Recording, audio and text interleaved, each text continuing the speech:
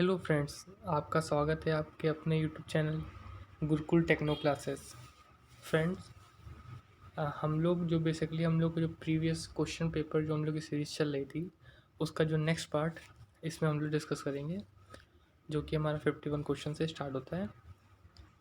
तो फ्रेंड्स, जो 51 क्वेश्चन है वो बोल रहा है कि अ filler gauge is use for. जो हमारा फिलर गेज होता है वो किसके लिए प्रयोग किया जाता है? तो पहला ऑप्शन दिया हुआ है checking gaps between matching parts. दूसरा दिया adjustment the part to the play, checking the job, checking the accuracy of the hole. तो फ्रेंड्स, जैसा कि आपको पता होगा, जो हमारा फर्स्ट ऑप्शन दिया हुआ है checking between the matching part, मतलब दो मैचिंग पार्ट के बीच जो अंतर होता है, मतलब जो क्लियरेंस होता है, उसको मापने के लिए हम लोग फिलर गेज का यूज़ करते हैं। तो हमारा फर्स्ट ऑप्शन सही हो जाएगा। सो फ्रेंड्स, आगे बढ़ते हैं हम लोग। Which one of the following gauge is used to align the lathe tool with the work? तो इसमें बोल रहा है वर्क के साथ खाद उपस्कार मतलब कि टर्निंग टूल, मतलब जो हमारा जो लेथ टूल होता है, उसके लिए उसको अलाइन करने के लिए, उसको संरेखित करने के लिए कौन सा गेज यूज़ करते हैं? तो फ्रेंड्स, ये सबको पता होगा कि हम लोग जब हम लोग थ्रेडिंग वगैरह करते हैं, तो हमारा जो थ्रेडिंग टूल है, उसको हमें जो हमारा जॉब के साथ संरेखित करना पड़ता है, अलाइन करना पड़ता है 90 डिग्री में। तो उसके लिए हम लोग सेंटर गेज का यूज़ करते हैं। तो फ्रेंड्स, इसका ऑप्शन सही हो जाएगा सेंटर गेज। तो फ्रेंड्स, इसका भी ऑप्शन सही हो जाएगा ए। चलिए फिर हम लोग आगे बढ़ते हैं। जो हमारा नेक्स्ट क्वेश्चन है वो है hardness of slip gauge should be more than 36 HRC, less than 62 HRC, या 55 HRC, या 45 HRC।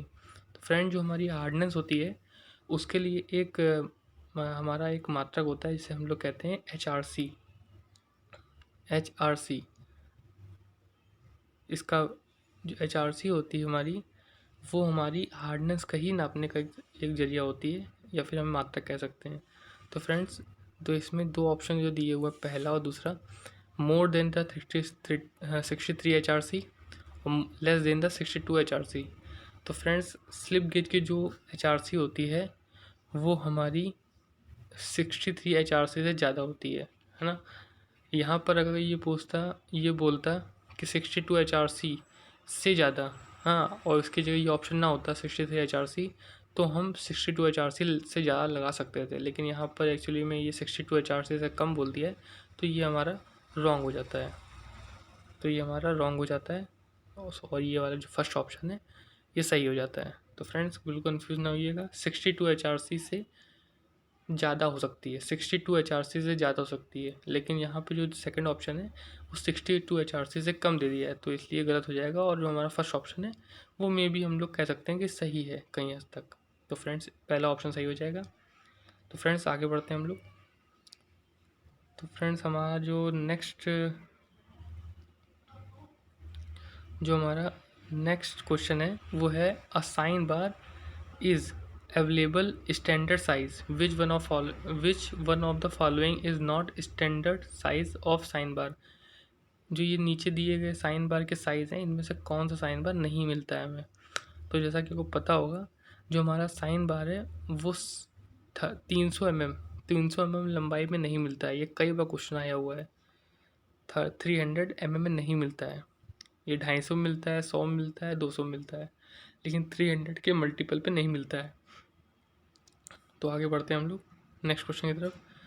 जो कमांड G0 होता है, G0, वो उसका मतलब क्या होता है? ये एक्चुअली में जो G0 होता है हमारा, ये प्रिमिटिवली कोड होता है।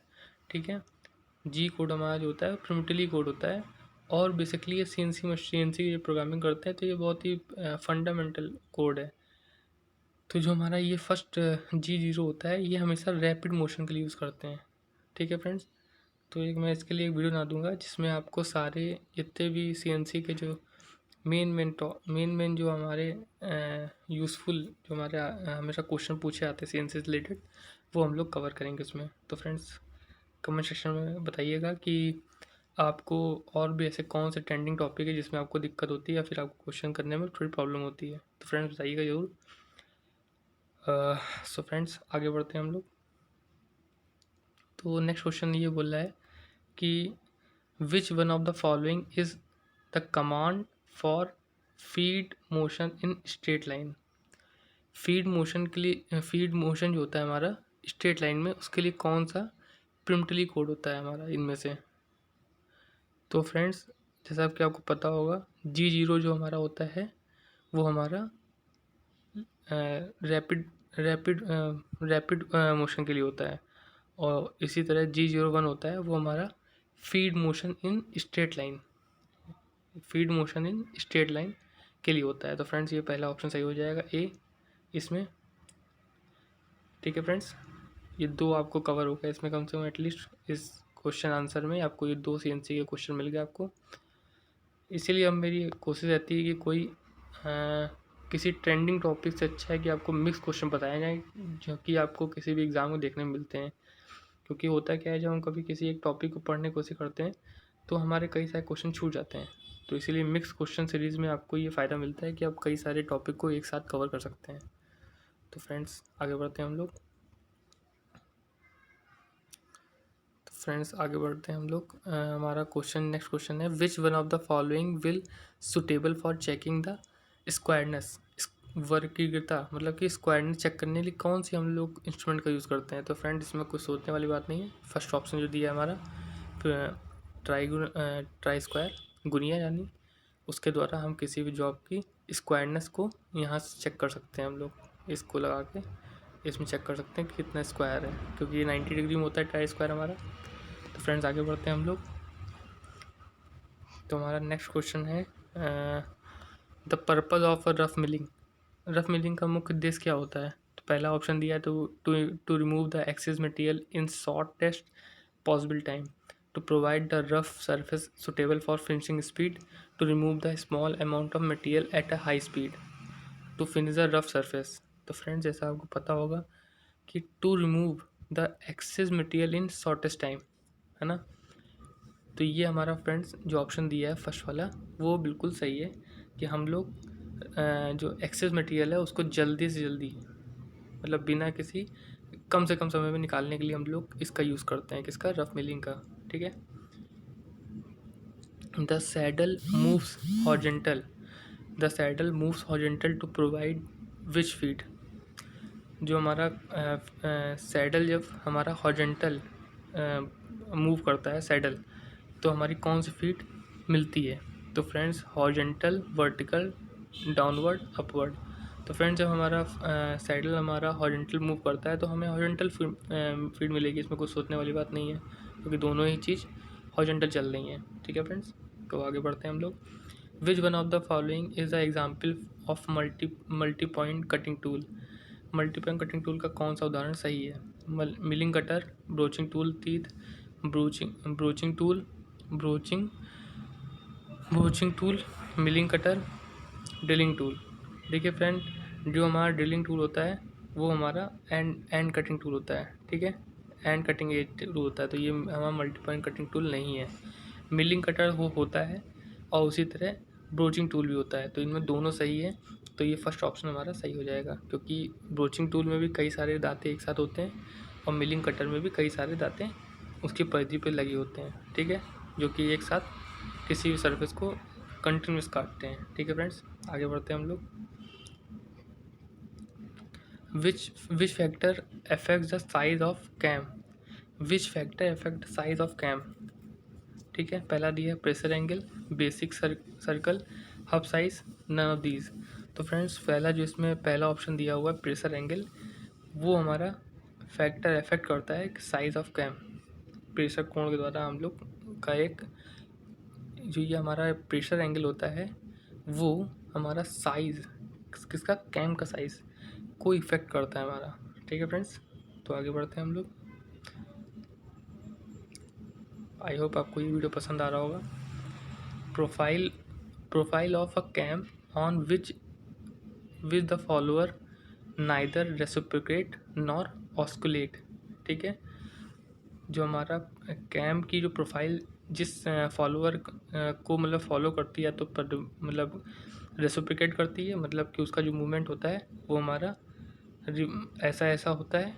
हाँ, और जो हमारा इसे बोलते हैं मतलब जब टूल हमारा रेसिप्रोकेट करता है, मतलब आगे और पीछे इस टाइप से, इस मूवमेंट को हम लोग क्या कहते हैं, इसको हम कहते हैं रेसिप्रोकेटिंग मूवमेंट। ठीक है, उसी तरह हमारा ऑस्कुलेट होता है, वो कुछ इस तरह होता है हमारा। ठीक है, मतलब जैसे हमारा दोलन जब करता है। ठीक है, तो इनमें से कौन सा फॉलोअर कौन सा कैम होता है, कौन सा पॉइंट प्रोफाइल का वो काम करता है। तो फ्रेंड्स इसका जो ऑप्शन सही है वो हो जाता है डुअल के द्वारा होता है ऐसा। ठीक है, फॉलोअर जो होता है डुअल का अनुसरण करता है। तो हमारे दोनों ही दोनों ही हमारे ऑस्कुलेट और रेसिप्रोकेट मूवमेंट बनते हैं। ठीक है फ्रेंड्स, आई होप को आपको ये वीडियो पसंद आ रहा होगा। Which of the following table on machine tool is circular और रोटरी। विच इस मशीन टूल द्वारा टेबल को वृत्ताकार और घुमाकर घुमाया जाता है। तो मैं फ्रेंड्स जो हमारा स्लॉटर होता है, स्लॉटर में ये दोनों काम हो सकते हैं फ्रेंड्स। तो ये जो हमारा जो मशीन टूल होता है स्लॉटर, उसमें दोनों काम हो सकते हैं। तो फ्रेंड्स ये पहला ऑप्शन सही हो जाएगा, पहला ऑप्शन सही हो जाएगा। ठीक है फ्रेंड्स, ये option. In ultrasonic machine, the material is removed by abrasive action, thermal melting, anodine dissolution, electrochemical oxidation।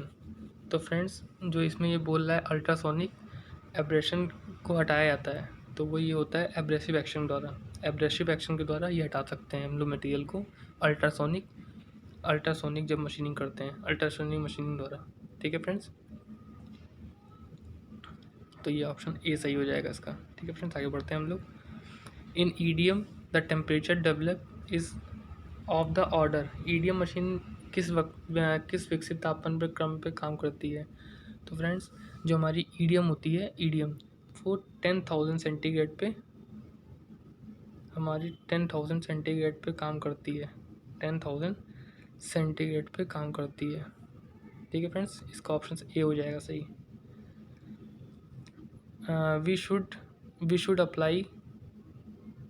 we should apply on the blunt surface of a person। किसी व्यक्ति की जली हुई चमड़ी पे लगाना चाहिए, क्या लगाना चाहिए। तो फ्रेंड्स इसका ऑप्शन सही हो जाएगा ए, बहता हुआ पानी। ठीक है, आगे बढ़ते हैं हम लोग। Keeping work piece safe is include under the 5S concept. 5S में कौन सा कॉन्सेप्ट है जिसमें सेफ काम करने के लिए बोला गया है। तो फ्रेंड्स जो हमारा सीसो है वो उसमें सेफ के लिए बोला गया, सीसो। ठीक है, सीसो के लिए ऐसा उसमें बोला गया है कि सेफली काम करने के लिए बोला गया है। ठीक है friends, is not a cardiac cause of sudden cardiac arrest. ठीक है, तो ये एक प्रकार का सेफ्टी मेजरमेंट है जिसमें जो ऑप्शन सही हो जाएगा हमारा कॉर्नरी आर्टरी डिसीज़। ये जो डिसीज़ होती है वो इसके कारण होती है। ठीक है फ्रेंड्स, तो इसका ऑप्शन सही हो जाएगा A. Least count in metric micrometer की लीस्ट काउंट कितनी होती है। तो फ्रेंड जैसा कि वो पता है जो हमारा 10 माइक्रोन होता है वो हमारी माइक्रोमीटर की लीस्ट काउंट होती है मेट्रिक की, जो कि हमारा ऑप्शन सही हो जाएगा सी, 10 माइक्रोन। ठीक है friends, file is use to file both curved and flat surface. तो फ्रेंड्स जो हमारा फाइल रेती को वक्री और समतल सतहों को रेतने का काम आती है, तो वो होती है हमारी राउंड फाइल का जो हमारा काम होता है उसके लिए यूज़ कर सकते हैं। ठीक है फ्रेंड्स, आगे बढ़ते हैं हम लोग। The size of the job oriented after matching of workpiece is called.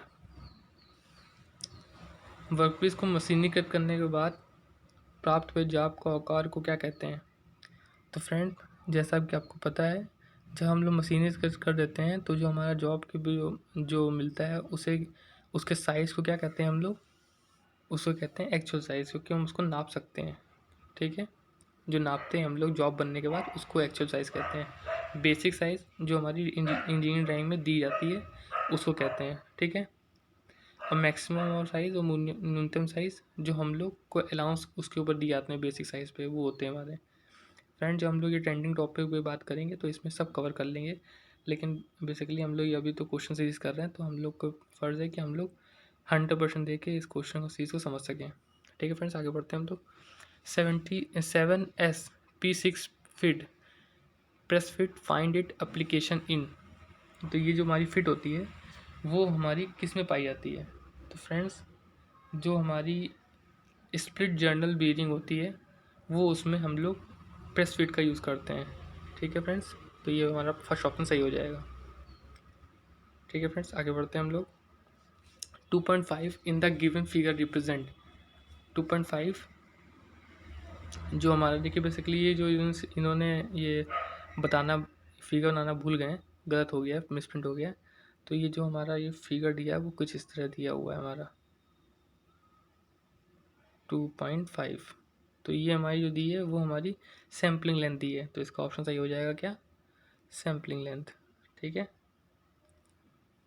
ये ऑप्शन सही हो जाएगा इसका। ठीक है फ्रेंड्स, आगे बढ़ते हैं हम लोग। Centrifugal clutch are use in. Centrifugal clutch जो होता है वो किस में यूज़ होते हैं? तो फ्रेंड्स इसका ऑप्शन सही हो जाएगा मोपेड। मोपेड में हम लोग यूज़ करते हैं। वैसे ऐसे क्वेश्चन बहुत जनरली कम देखने मिलते हैं, ये एमएमबी के क्वेश्चन है, लेकिन कुछ कह नहीं सकते, आजकल का जो ट्रेंडिंग टॉपिक है क्या चेंज हो जाए एग्ज़ाम में, हो सकता है आ जाए। तो फ्रेंड्स आगे नेक्स्ट क्वेश्चन करते हैं। For for a brass back rake angle is. Brass के लिए जो हमारा बैक रैक कोण होता है जो कि हमारा टॉप पे बनता है। ठीक है फ्रेंड्स, जो हमारा टूल होता है कुछ इस तरह होता है, टर्निंग टूल।